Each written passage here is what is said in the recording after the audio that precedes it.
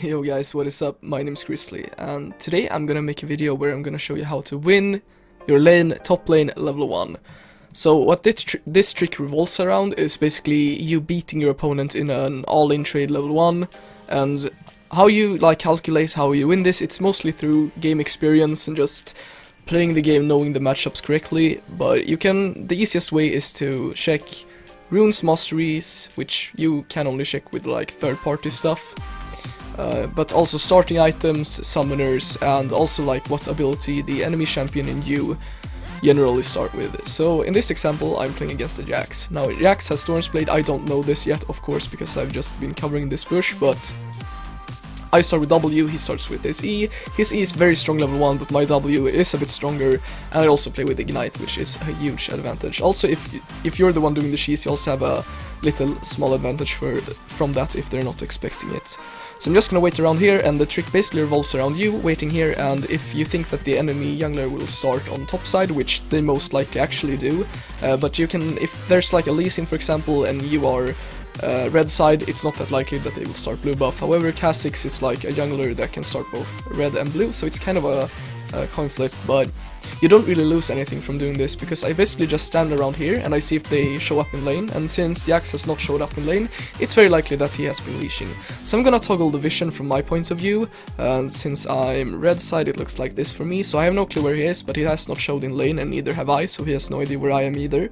So I'm just gonna stand around here and I'm gonna wait, and as soon as I see him right here, I target him and I see starting items. Now I see that he has Stormsblade, so I'm a bit scared from that, because Stormsblade is stronger than Corrupting early, but I'm still gonna go for this trade.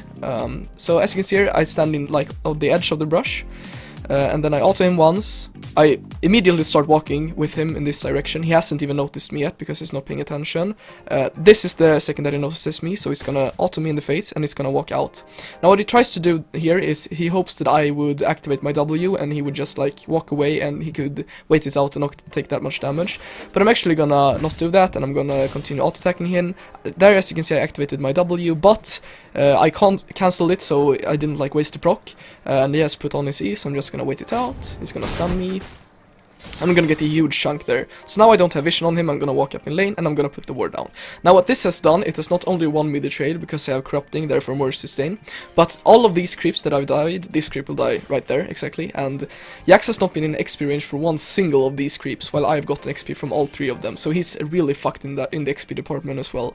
So I'm gonna let him walk up here, I'm gonna just try to bait him to go in here basically. I'm gonna keep my grasp up on the creep, so now that he walks up, I'm gonna get the grasp proc right there, bam. So I win that auto trade as well. And then I'm gonna continue autoing him right here, and he's gonna have to flash there, so yeah. Now he's gonna walk up to lane, but he has not paid attention to the thing I talked about earlier, that I had the XP advantage from the melee creeps that died, so he's not gonna expect me getting level 2 this much sooner than him. So I'm gonna get level 2 there, and obviously as you can see here, he just initiated one auto on the creep, so that's a really huge mistake, but he didn't know that I would level up on that creep. So I'm gonna Q on him here with a grass proc, auto him once. If I got the proc there and ignite, he would have been dead, but he put on his E, so there was nothing I can do. I'm gonna continue pushing out the minions, and here I'm gonna just pressure him off the turret. As you can see here, he has to walk all the way back, and now he's gonna have to TP back to lane. Now what this does is that I have summoner advantage for starters, because he used flash and TP, and I have both my ignite and teleport left. So he's gonna continue farming this. I'm gonna back here, and basically what you're gonna see now in the lane is I'm gonna TP back to lane. But basically the only thing that won me the lane, it was not that I made better decisions when the lane had started or something like that. It was just the level 1 cheese here that basically fucked him really hard, and it's really hard to play from that point. So here, as you can see, I have a level advantage and I also have item advantage. So I'm gonna trade really aggressively here. I'm gonna stand right up in his face when he goes for creeps. I'm gonna try to get the grass procs. I'm gonna get the Q here. I'm gonna dodge his W there, and I'm gonna get the damage on him there. Okay, so now I've basically pushed him out of lane again, but he can't actually back here, because if he were to back, he would lose all of these creeps and he would be fucked. So he's gonna have to stay here, and I have a huge advantage here, so I'm gonna just Q onto him there. I'm gonna get the dodge on his E again, and he's gonna have to Q out. Now there's no way he can stay, because he got chunked again. So I'm just gonna shove this wave as well, and then I'm gonna back. He comes back to lane, he's gonna farm that up. But we can like check how the lane is now. Okay, so now I have backed, I have reset the lane, the wave is completely even. I have 37 to 16 CS and I'm level 5 while he's barely level 4. And I actually have 50% level 6 here as well, I remember. So now I'm gonna walk up to lane again, and I obviously have a huge item advantage now as well.